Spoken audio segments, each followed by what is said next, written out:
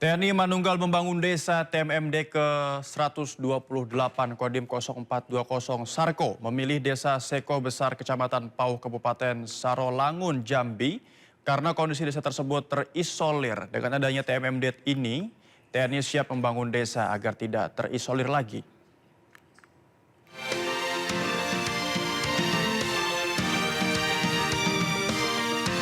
Desa Seko Besar Kecamatan Pauh Kabupaten Sarolangun Jambi menjadi desa sasaran TNI Manunggal Membangun Desa TMMD ke-128 Kodim 0420 Sarko.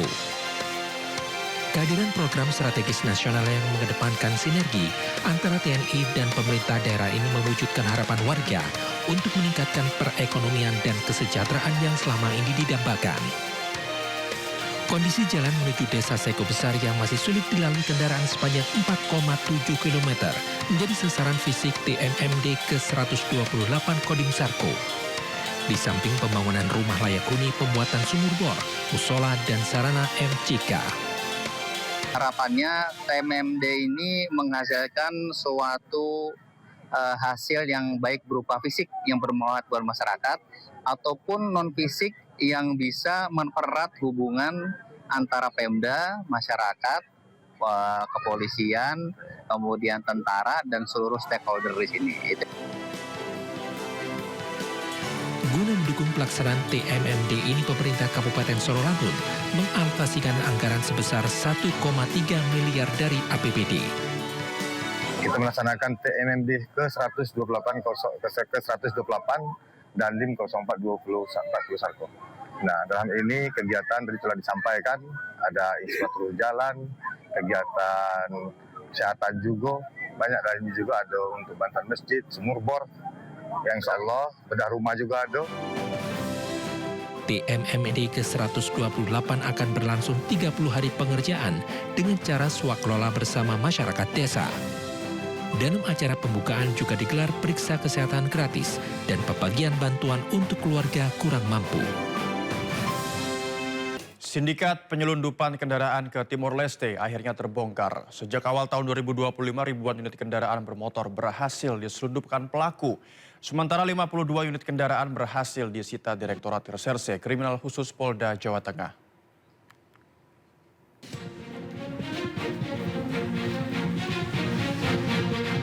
1.727 unit kendaraan diketahui telah dikirim ke Timor Leste melalui jalur ekspor dengan menggunakan dokumen fiktif. Aktivitas ini sudah berlangsung sejak awal tahun 2025. Kasus ini terungkap setelah petugas menerima informasi adanya pengiriman kontainer berisi kendaraan tanpa dokumen kepemilikan sah atau hanya dilengkapi STNK.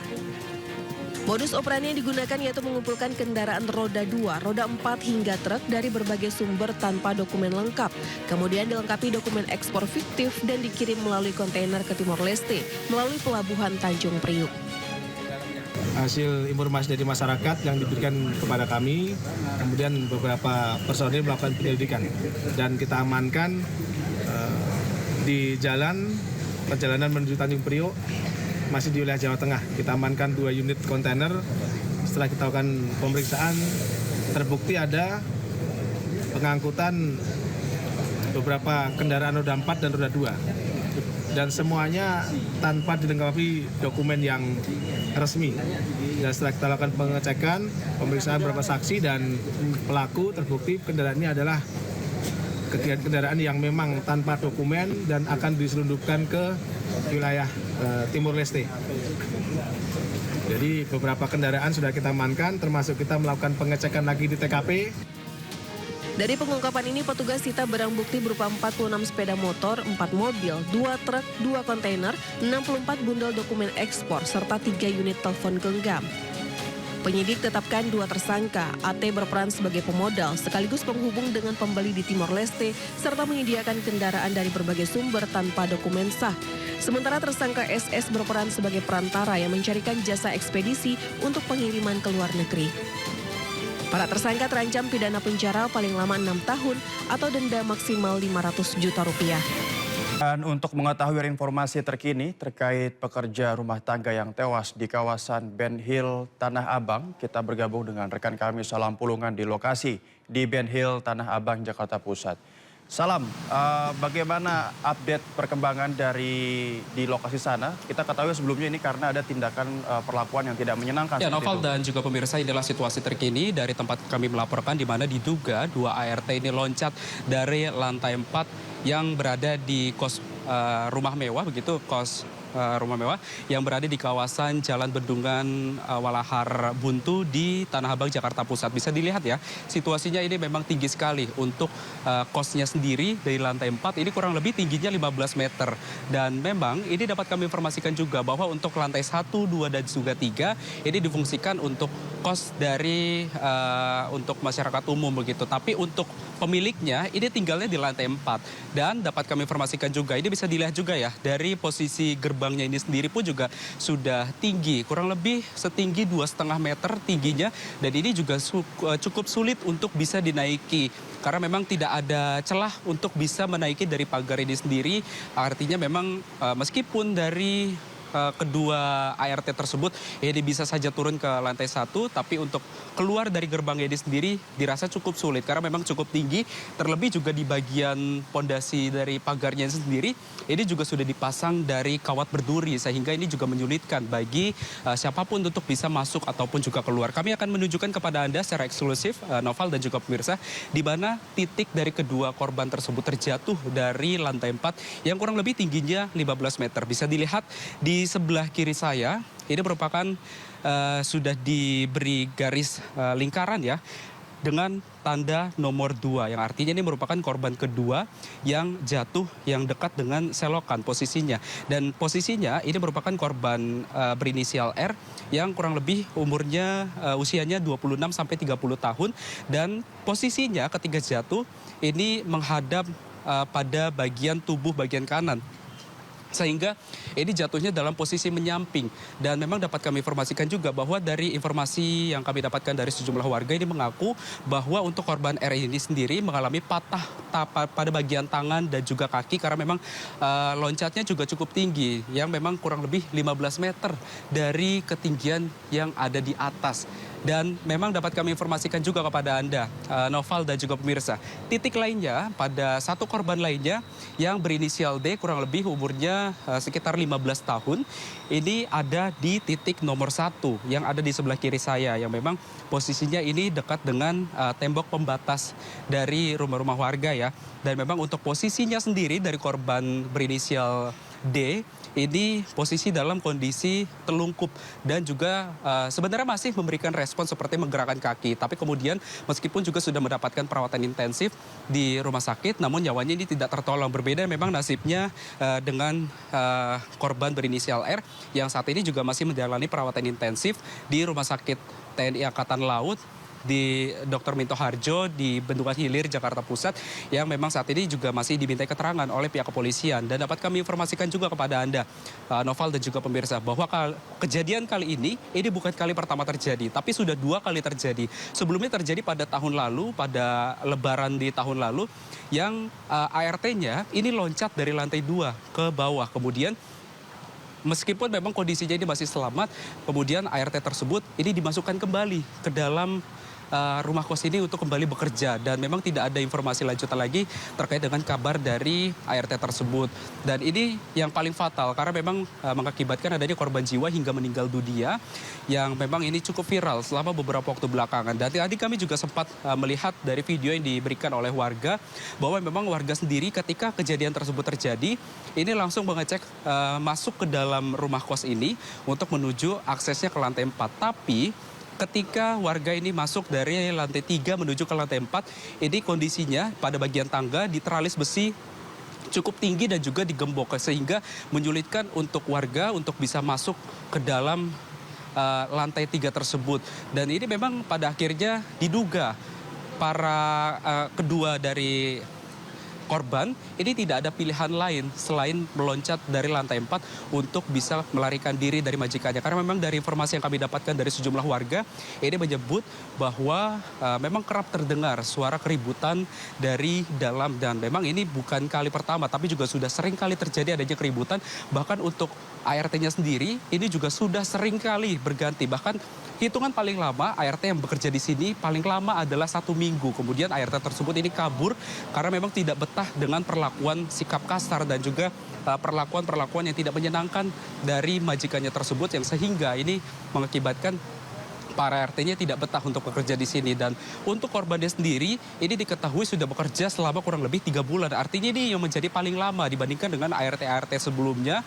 Dan memang dari informasi yang kami dapatkan bahwa kedatangan dari ART berinisial D ini datang kembali ketika pasca Lebaran, karena memang tujuannya adalah untuk mengambil haknya, untuk mengambil gajinya dan juga pakaiannya, dan kemudian keluar. Tapi kemudian ketika sampai di sini, korban berinisial D ini terpaksa tidak bisa keluar kembali karena memang kondisinya di lantai 4 ini sudah diteralis besi dan tidak bisa lari kemana-mana. Dan ini menyebabkan adanya korban jiwa yang terjadi pada beberapa waktu belakangan kemarin. Dan untuk saat ini juga pemeriksaan masih terus dilakukan, di mana ada 4 orang saksi termasuk pemilik rumah dan juga korban berinisial R yang saat ini masih diminta keterangan lebih lanjut. Noval. Ya, terima kasih Selam Pulungan atas laporan Anda. Selamat bertugas kembali.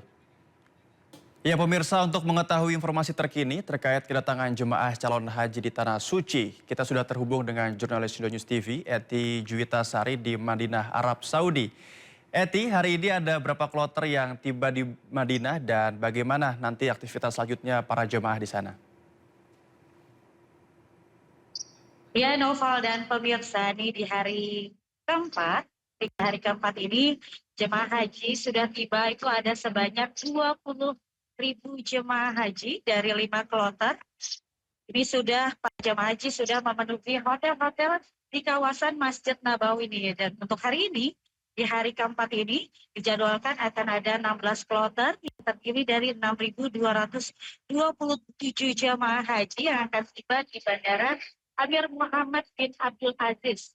Nah, ngomong-ngomong tentang Masjid Nabawi, pemirsa, kemarin ini baru ada peristiwa penting ya, karena ada sholat Jumat perdana di Masjid Nabawi. Ribuan orang berbondong-bondong menuju Masjid Nabawi, tak terkecuali adalah jamaah haji asal Indonesia. Dan ada yang lebih excited lagi nih, yaitu adalah jamaah haji perempuan, karena biasanya di Indonesia atau di tanah air tidak dilaksanakan sholat Jumat gitu, Noval dan pemirsa. Jadi mereka merasa, saya kemarin sempat berbincang sedikit dengan para ibu-ibu jamaah haji Indonesia, mereka merasa haru dan penasaran bagaimana sih sholat Jumat di Masjid Nabawi. Namun Noval dan pemirsa, ada kabar duka. Kemarin Jubir Kemenhaj Ihsan Marsya mengungkapkan dalam keterangan persnya bahwa ada satu jemaah haji yang meninggal dunia atas nama Rodiah, 68 tahun. Beliau ini berasal dari embarkasi Solo atau SOC. Dan ia ini kloter ketiga embarkasi Solo meninggal dunia. Namun pemerintah melalui PPIH Arab Saudi mengungkapkan bahwa hak ibadah haji beliau tetap akan terpenuhi, karena nantinya petugas PPIH akan membadalkan haji bagi jamaah haji yang meninggal dunia sebelum bisa melaksanakan hajinya. Noval dan pemirsa, diimbau nih, oleh karena itu diimbau bagi para jamaah haji untuk mengetahui kondisi fisiknya sendiri. Jadi jangan memaksakan jikalau badan terasa tidak kuat atau tidak nyaman untuk beribadah di masjid. Kita harus menjaga diri kita, makan yang teratur, istirahat yang cukup, dan juga tidak memaksakan untuk nantinya diistirahatkan tubuhnya untuk bisa sampai ke puncak haji nantinya. Tetap fit hingga puncak haji nantinya. Begitu Noval dan pemirsa. Iya, tentunya kita berdoa bersama agar amal dan ibadah dari satu jemaah ataupun juga rekan kita yang meninggal di sana diterima oleh Allah Subhanahu wa taala, dan peringatan dari tadi juga atau imbauan agar para jemaah lebih aware terhadap kesehatannya. Terima kasih Eti atas laporannya, selamat bertugas kembali. Ya, musim haji kali ini jadi sorotan karena tingginya jumlah jemaah lansia yang mencapai 44.000 orang. Salah satu di antaranya adalah calon jemaah haji asal Serang yang berusia 75 tahun. Selain berangkat seorang diri, Nenek Masiah juga menderita demensia.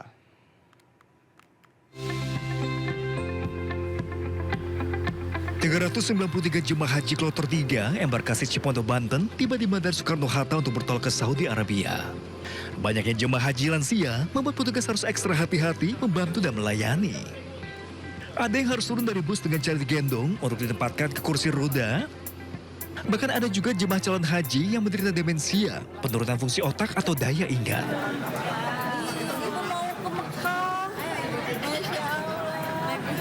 Seperti Nenek Masuah Maruk berusia 75 tahun asal embarkasi Cipondoh, Banten. Nenek Masuah berangkat sendiri ke Tanah Suci tanpa didampingi keluarga, sehingga sering meminta pulang ke rumah. Nenek mau kemana? Mana Nyai? Mau kemana Nyai? Tanya kemana? Berangkat haji. Berangkat haji. Nah, jangan minta pulang lagi berarti ya. Hati-hati ya Nyai. Namun, dengan pelayanan PPIH, akhirnya Nenek Masuah tetap berangkat. Nantinya ada petugas kesehatan dan ketua rombongan yang akan menemani. Oh, demensia. Kebetulan memang berangkat sendiri, tidak dengan keluarga. Jadi dia merasa nggak ada keluarga di sini, minta pulang gitu.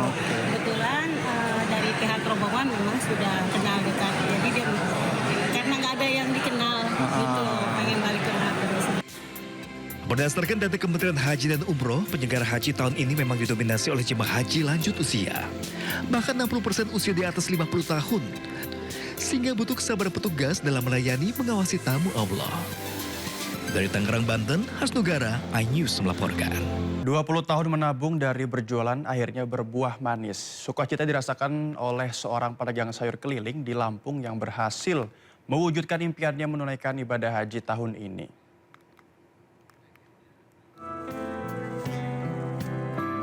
Setiap pagi, Adna Yusri, warga desa Karangjaya, Kecamatan Merbau Mataram, Lampung Selatan, menyusuri jalan menjajakan sayur dagangannya. Selama 20 tahun berjualan, ia menyisihkan sebagian penghasilan. Kini, namanya terdaftar sebagai jemaah calon haji tahun ini. Ia memiliki 5 ember penuh uang koin pecahan Rp1.000 untuk melunasi pembayaran ibadah haji. Gitu, dari uang kecil-kecil nabungin, karena sering nabungnya tiap hari ya lama-lama jadi banyak. Gitu. Ya relatif kalau pedagang sayur nih, kadang-kadang ya ada yang 5.000, 10.000 per harinya tuh. Ya, kalau lagi ramai ya bisa 20.000. Nah, ini juga istri saya yang nyuruh saya daftar duluan. Istri saya makanya biarinlah bapak aja yang berangkat. Walaupun saya berangkat nggak apa-apa lah karena dia mikirin anaknya masih kecil-kecil, jadi mikirin anak-anak dulu. Jadi bapak aja yang berangkat. Tapi saya sedih loh Pak, mau berangkat sendiri nggak sama istri. Kini ia menunggu keberangkatannya yang dijadwalkan pada 5 Mei 2026 mendatang. Dari Lampung Selatan, Lampung, Heri Fulistiawan, iNews melaporkan. Kita beralih ke informasi lain pemirsa, Ketua DPRD Magetan, Suratno menangis saat digelandang keluar kantor Kejaksaan Negeri Magetan. Ia menjadi tersangka setelah diduga terlibat mengantongi dana hibah sebesar 242,9 miliar rupiah.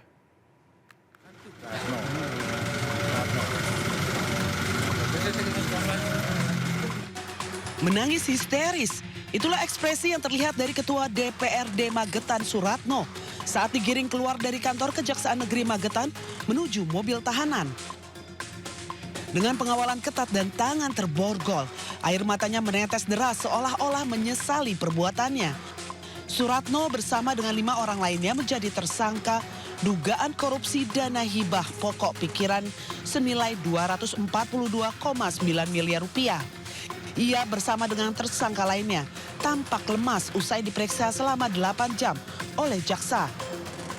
Penetapan tersangka Ketua DPRD Magetan tahun 2024 hingga 2029 ini dilakukan setelah Kejari Magetan memeriksa 35 orang saksi dengan alat bukti berupa 788 bundel dokumen dan 12 barang bukti elektronik. Para pelaku korupsi ini menguasai seluruh tahapan hibah, mulai dari perencanaan hingga pencairan dari total anggaran 335,8 miliar rupiah yang terrealisasi. Sementara mereka diduga mengantongi 242,9 miliar rupiah yang disalurkan melalui 13 OPD. Berdasarkan surat penetapan tersangka nomor KAP 797 tanggal 23 April 2006, surat perintah penyidikan nomor print 122 yang semuanya ditanggalkan tanggal 23. Dia ada 6 surat penetapan tersangka. Keenam tersangka dugaan tindak pidana korupsi ini kemudian dibawa ke rutan kelas 2B Magetan untuk menjalani penahanan selama 20 hari. Dari Magetan, Jawa Timur, Asfi Manar, iNews melaporkan. Keberadaan minyak kita atau juga minyak goreng subsidi beberapa hari belakangan ini masih kosong. Seperti yang terjadi di Pasar Mangkang Kota Semarang, di mana stok minyak kita masih kosong.